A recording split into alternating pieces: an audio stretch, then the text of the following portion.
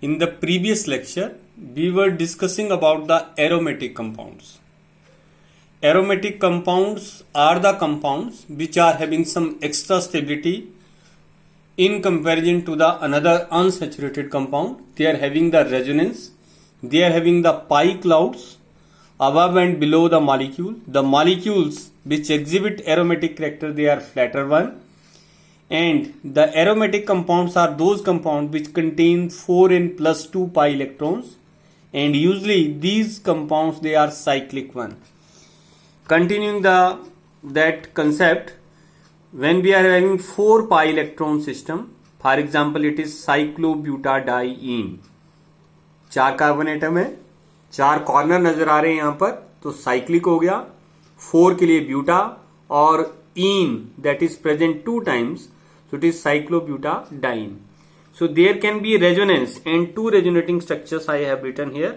तो मैंने बॉन्ड की पोजीशन को चेंज कर दिया है, that is showing the resonance.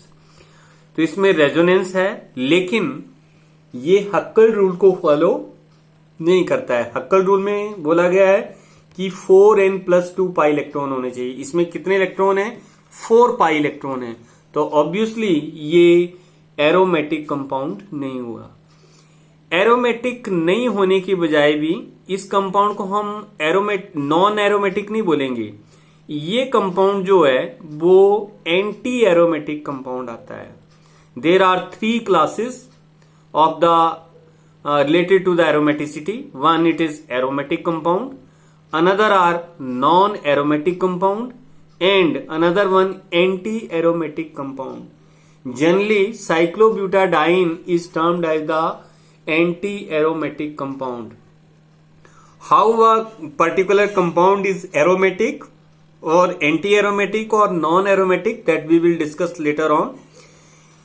This is anti-aromatic because of resonance. तो रेजोनेंस हमने पहले भी पढ़ा है. मैंने पहले कहा था रेजोनेंस स्टेबिलिटी देता है, लेकिन ये जरूरी नहीं है कि रेजोनेंस जो है वो एक कंक्लूडिंग फैक्टर आ गया किसके लिए?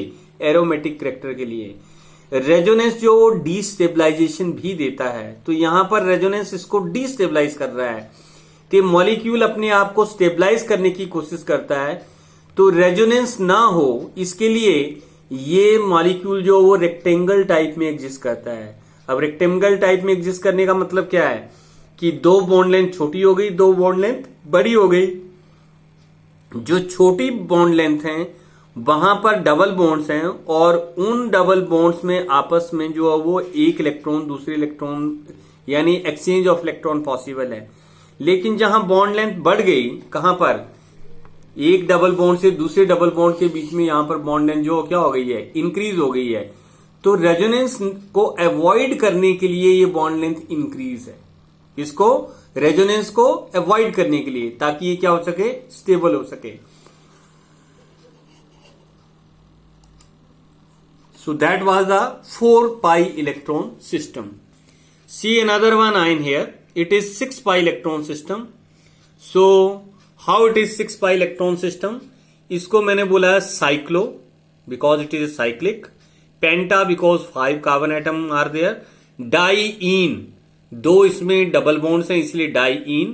YL, dienyl, because it is not a complete compound but having a charge, so that is why it is just like a group. Methyl, propyl, butyl, तो YL लगता है पीछे, इसीलिए मैंने इसको क्या लिखा हुआ? YL लास्ट में. सो साइक्लोपेंटा डाईइनाइल एनाइन है, क्योंकि नीचे क्या है? नेगेटिव चार्ज है. अब ये 6 पाई इलेक्ट्रॉन सिस्टम हो गया. किस तरह से 6 पाई इलेक्ट्रॉन सिस्टम हो गया ये? सी हियर, 2 ये इलेक्ट्रॉन आगे, 2 ये आगे, और 2 जो है वो इस नेगेटिव चार्ज की वजह से आ जाएंगे. तो कितने हो गए? 6 पाई इलेक्ट्रॉन हो गए. तो 6 की वजह से इसको क्या बोलेंगे हम? It is a aromatic compound. So there is a resonance. तो रेजोनेंस की वजह से नेगेटिव चार्ज ऑसिलेट भी करता रहेगा, और उसमें डीलोकेलाइजेशन भी होगी, और इसमें क्या होगी? स्टेबिलिटी भी होगी. पिछला कंपाउंड इसी तरह का था, लेकिन उसमें क्या थी? डीस्टेबलाइजेशन थी. इसी के साथ अगर हम केटाइन की बात करें, ऊपर एनाइन है, नीचे क्या हो गया? केटाइन. केटाइन में क्या फर्क पड़ा? 2 इलेक्ट्रॉन ये रहे, एक डबल बॉन्ड की वजह से 2 इलेक्ट्रॉन ये रहे। ये पाई इलेक्ट्रॉन क्लाउड हर एक कार्बन एटम के ऊपर जाएगा, क्योंकि पॉजिटिव चार्ज क्या कर रहा है, ऑसिलेट कर रहा है। रेजोनेंस भी है इसमें, फ्लैटर भी है मॉलिक्यूल, लेकिन नंबर ऑफ पाई इलेक्ट्रॉन्स कितने हैं, 2 and 2 4। So this means it is not an aromatic compound. तो एक नेगेटिव और पॉजिटिव चार्ज से ही कंपाउंड एरोमेटिक और नॉन एरोमेटिक हो गया। ऊपर एरोमेटिक है साइक्लोपेंटा डाइनाइल एनाइन, क्योंकि इसमें नेगेटिव चार्ज है और 6 इलेक्ट्रॉन बन रहे हैं। नीचे 4 इलेक्ट्रॉन बन रहे हैं क्योंकि इसमें जो है वो पॉजिटिव चार्ज है। तो साइक्लोपेंटा डाइनाइल कैटाइन जो है वो एरोमेटिक नहीं है, लेकिन एनाइन जो वो क्या है, एरोमेटिक है। Let us discuss some more compounds here.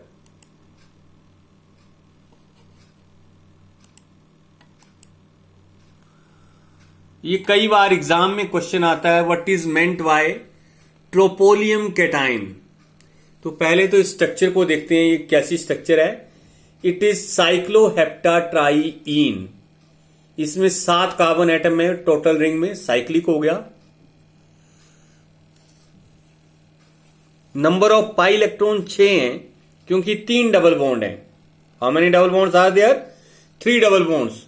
तो 3 डबल बॉन्ड की वजह से एक डबल बॉन्ड ये है, एक डबल बॉन्ड ये है, एक डबल बॉन्ड ये है। तो ये क्या होना चाहिए, साइक्लिक भी है, प्लेनर भी है, और 6 पाई इलेक्ट्रॉन है, तो उसको हम क्या बोलेंगे, एरोमेटिक बोलेंगे। लेकिन इसमें एक कंडीशन फुलफिल नहीं हुई, कौन सी, the pi electron cloud must cover all the atom. तो ये यहां पर क्या है, एक कार्बन एटम का गैप आ गया, जहां पर एक सिंगल बॉन्ड और दूसरा सिंगल बॉन्ड आ गया। जबकि होना क्या चाहिए, double single double single double single again double. तो अल्टरनेट पोजीशन पे सिंगल और डबल बॉन्ड नहीं है। It means it is not an aromatic compound. But if I place air A positive charge, अगर मैंने पॉजिटिव चार्ज, तो positive charge की वजह से रेजोनेंस पॉसिबल है। तो जैसे ये इलेक्ट्रॉन यहां पर मैंने शिफ्ट किए, तो पॉजिटिव चार्ज क्या कर रहा है, ऑसिलेट कर रहा है। तो डीलोकेलाइजेशन ऑफ इलेक्ट्रॉन हो रही है, तो हर एक कार्बन एटम पे पाई इलेक्ट्रॉन जाएंगे। तो अब वो कंडीशन पूरी होगी, that it is covering all the atoms. ये जो साइक्लोहेप्टाट्राईन का कैटाइन है, इसको बोलते हैं ट्रोपोलियम कैटाइन। तो 2 या 3 नंबर का क्वेश्चन एग्जाम में पक्का आपको मिल जाएगा, मोस्टली पेपर्स में, that why tropolium cation is aromatic one. So it is aromatic because it contains 6 pi electron. It is flatter also, and because of positive charge, the pi electron cloud, it is covering or encompassing all the carbon atoms present here. So it is again a aromatic compound. Let us see another example here, cyclooctatetraene. तो इसमें 8 carbon atom है, 4 double bond है, तो 8 pi electron बनते हैं। दो electron के हिसाब से 4 डबल बॉन्ड, तो 2 4 कितने हो गए, 8। लेकिन हक्कल रूल बोलता है कि या तो 2 होने चाहिए, या 6 होने चाहिए, या 10 होने चाहिए। तो 8 के हिसाब से ये एरोमेटिक नहीं हुआ। Again it is a anti aromatic compound. क्या है ये, एंटी एरोमेटिक कंपाउंड। तो एंटी एरोमेटिक कंपाउंड में क्या प्रॉब्लम होती है कि बिकॉज ऑफ रेजोनेंस वो डीस्टेबलाइज हो जाता है। क्या हो जाता है, डीस्टेबलाइज। तो ये अपने आप को स्टेबलाइज करने की कोशिश करता है, और स्टेबलाइजेशन करने के लिए ये जो है वो बोट शेप में या टब शेप में एग्जिस्ट करता है, जिससे क्या है कि रेजोनेंस ब्लॉक हो जाता है। Once resonance is blocked then it becomes non aromatic. तो 3 क्लास में डिस्कस कर रहा हूं यहां पर, कौन कौन सी, aromatic, non aromatic, anti aromatic. जब भी आपके पास 2, 6, 10, 14 पाई इलेक्ट्रॉन सिस्टम आ रहे हैं, तो वो क्या होंगे, एरोमेटिक। जब आपके पास 4, 8, 12, 16 पाई इलेक्ट्रॉन का केस आएगा, तो उनको मैं बोलूंगा एंटी एरोमेटिक। जो आपके पास 4, 8 और 12 पाई इलेक्ट्रॉन वाले सिस्टम है, उनको वैसे एंटी एरोमेटिक बोला है। वो मॉलिक्यूल फ्लैटर होते हैं और उनमें रेजोनेंस होता है, रेजोनेंस ही उसको क्या करता है, डिस्टेबलाइज करता है। तो ये मॉलिक्यूल अपने आप को टेढ़ा मेढ़ा कर लेते हैं ताकि उसमें रेजोनेंस ना हो। तो अगर ये प्लेन स्ट्रक्चर रहेगी तो इसमें रेजोनेंस होगा, लेकिन अगर इस स्ट्रक्चर को टेढ़ा मेढ़ा टब शेप बना दिया जाए तो जो वो क्या होगी, स्टेबलाइज हो जाएगी। तो ये कंपाउंड नॉन एरोमेटिक हो गया, जबकि ये वाला कंपाउंड एंटी एरोमेटिक है। This is anti aromatic when it is planar, but it stabilises itself to change into non aromatic compound by changing into pucker structure, mean टेढ़ी मेढ़ी स्ट्रक्चर, या फिर आप उसको टब शेप या किसी की तरह किसी अलग शेप में एग्जिस्ट कर रही है तो उसमें वो क्या हो जाएगा, नॉन एरोमेटिक कंपाउंड हो जाएगा। Let us discuss some more examples. Annulenes, annulenes बोलते हैं मोनोसाइक्लिक पोलीईन्स को, ऐसी स्ट्रक्चर जिसमें आपके पास अल्कीन्स हो, polyene, poly means many, ene means double bond, so there are many double bonds which are present here. For example, in the benzene there are presence of the 6 pi electrons. तो इस तरह के compound को उसने बोला है 6 एनुलीन।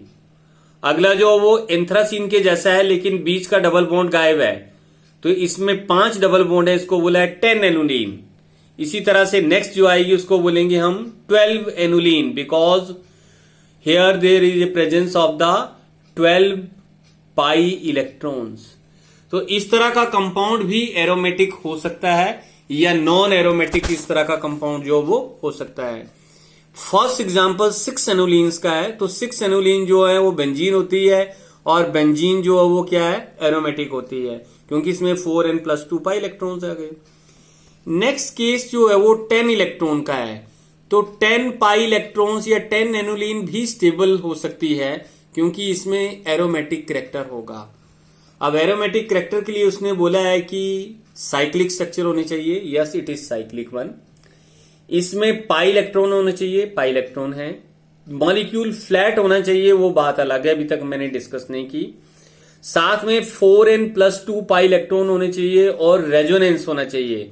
Resonance word किसके लिए इंक्लूड कर रहा हूं मैं, that it must encompass all the carbon atom present in the system. Which one, जो पाई इलेक्ट्रॉन क्लाउड है वो सभी कार्बन एटम पे आना चाहिए। वो बात जो अगर सीधे तौर पर बोलनी हो तो क्या होना चाहिए, उसमें रेजोनेंस होना चाहिए। तो इसमें रेजोनेंस हो सकता है क्योंकि हर एक डबल बॉन्ड जो वो अल्टरनेट पोजीशन पे है। लेकिन सरप्राइजिंगली ये कंपाउंड जो है वो एरोमेटिक नहीं है। Why it is not aromatic, even it is fulfilling all the condition, it is not fulfilling one condition. Which one? The molecule is not flat. Why it is not flat? ये structure थी, इसी structure को मैंने नीचे draw किया है, लेकिन दो जगह पे मैंने हाइड्रोजन को शो कर दिया। वैसे तो हाइड्रोजन हर जगह प्रेजेंट है, हर एक कार्बन एटम पे, लेकिन दो जगह पे मैंने हाइड्रोजन शो कर रखी हैं। ये दोनों हाइड्रोजन जो वो इतनी क्लोज होती हैं कि एक दूसरे को रिपेल करती हैं। ये इस तरह से रिपेल करती हैं कि मॉलिक्यूल टेढ़ा हो जाता है, it becomes distorted. So once it become distorted, it means it is not planar structure. If it is not planar structure, no resonance. No resonance means aromatic character gone.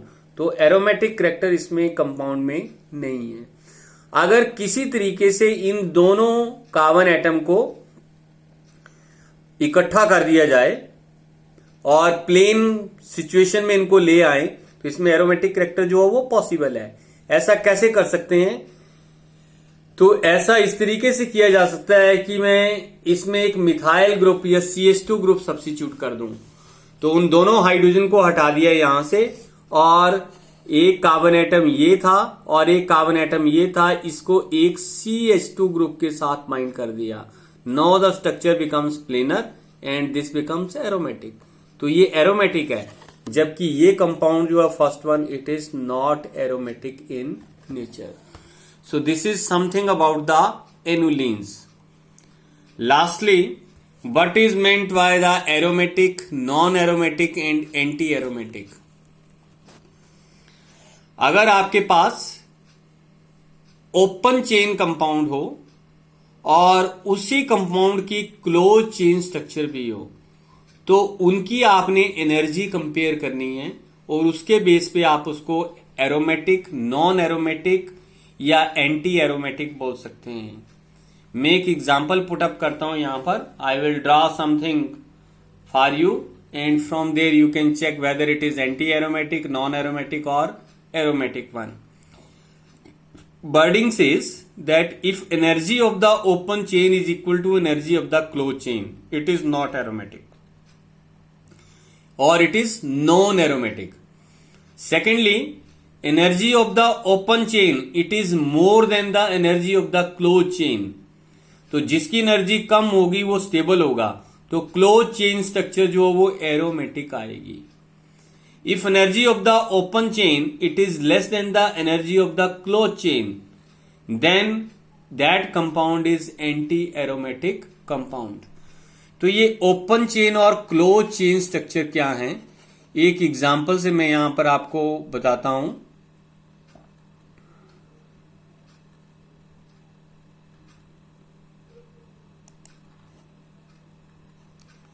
So let us draw one structure here. So if you are able to see this structure, तो मैं यहां पर एक जो वो open chain structure बना रहा हूं। वैसे इसकी बजाय जो पॉइंटर दूसरा लेते हैं, हाइलाइटर बेहतर रहेगा। So see here, this one, then that one, then this structure, then another and then this one। तो इसमें 6 कार्बन एटम है। ये मैंने यहां पर पहला डबल बॉन्ड बना दिया, ये नीचे भी मैंने डबल बॉन्ड बना दिया और ये भी मैंने डबल बॉन्ड बना दिया। तो ये मेरे पास ओपन चेन आ गई। इसी को अगर मैंने क्लोज करना है तो मैं बेंजीन की स्ट्रक्चर बना दूंगा। So that is the closed structure here. So one double bond, another double bond and one double bond this side। तो ये बेंजीन की स्ट्रक्चर है और ये इसकी ओपन चेन स्ट्रक्चर है। तो जब भी मैंने कंपैरिजन करना है तो मैंने दोनों की एनर्जी चेक करनी है। अगर दोनों की एनर्जी इक्वल है तो इसका मतलब ये नॉन एरोमेटिक हुआ। लेकिन अगर क्लोज्ड स्ट्रक्चर की एनर्जी कम है किससे, ओपन चेन से, तो एरोमेटिक होता है। तो यहां पर जो है बेंजीन जो क्लोज स्ट्रक्चर है इसकी एनर्जी कम होती है ओपन चेन से, इसलिए इसको हम बोलेंगे एरोमेटिक। लेकिन अगर energy of the close chain जो है वो ओपन चेन से कम आती है, इसकी एनर्जी ज्यादा हो अगर क्लोज स्ट्रक्चर की, तो उसको हम बोलेंगे एंटी एरोमेटिक। साइक्लोब्यूटाडाइन और साइक्लोओक्टाटेट्राइन में जो है वो क्या है, क्लोज्ड स्ट्रक्चर की जो एनर्जी है वो ज्यादा है और ओपन चेन की एनर्जी जो है वो कम है, इसलिए उनको क्या बोलते हैं हम, anti aromatic compounds. So this was about the whole chapter and now at last thanks for your patience for the listening. Concept हैं इतने आसान नहीं है कि इनको आप बोलें कि फर्स्ट डिस्कशन में कंप्लीट हो जाएंगे, लेकिन जैसे ही आप जो है इसमें क्लास में आओगे या द्वारा डिस्कशन होगी, चाहे वो फर्दर किसी भी तरीके से कोरोना के टाइम में पॉसिबल होती है, तो जो भी आपकी क्वेरीज होंगी उनको आप जो वो पूछ सकते हैं। I will try to connect with you because chapter is now complete by the Google Meet. तो मैं आपको टाइम दूंगा, उस टाइम में आपने जो मुझसे कांटेक्ट बनाना है या मैं कांटेक्ट जो बनाऊंगा, तो आपने जो भी आपकी क्वेश्चनिंग हो तो एट ए स्ट्रेच जो वो आप सारे ही क्वेश्चन चैप्टर में से, इस फर्स्ट चैप्टर में से कोई भी क्वेश्चन जो मुझसे कर सकते हो कि हाँ जी ये सर मुझे समझ नहीं गया, इसको जो वो दोबारा समझा दीजिए। Thank you very much.